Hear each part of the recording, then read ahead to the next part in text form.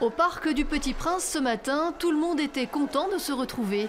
Alors on se salue, on s'embrasse. Dès l'ouverture, les visiteurs étaient présents, des locaux, des touristes suisses ou espagnols. C'est pour une premier jour.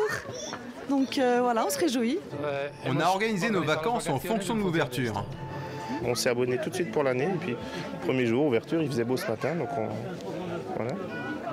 Une météo favorable au décollage des ballons avec possibilité de voir la vie de haut en vrai.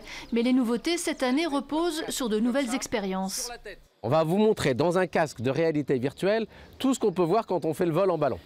Un vol pour de faux, comme si vous y étiez, tout en restant au sol. Avec vue sur le parc, la plaine d'Alsace et les Vosges, sous le soleil, tous les jours. Quand le ballon ne peut pas voler pour des raisons météo, ça générait un peu de frustration. Et là, maintenant, on contrebalance complètement cette frustration en permettant à tous les visiteurs de faire le vol virtuel quand la météo ne permet pas de faire les vrais vols. Autre expérience, une immersion virtuelle dans l'œuvre de Saint-Exupéry. On y recolle des étoiles, on y côtoie les personnages emblématiques avant de piloter son avion vers la planète suivante. Mais que vient faire cette réalité virtuelle dans un endroit à vocation poétique? Il s'agit pour les fondateurs d'un outil supplémentaire au service du parc thématique.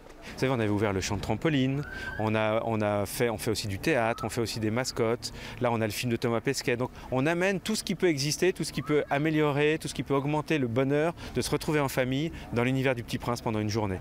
Troisième nouveauté de la saison, un vol dans l'espace avec Thomas Pesquet. Le film retraçant son aventure spatiale est diffusé ici en exclusivité dans le Grand Est.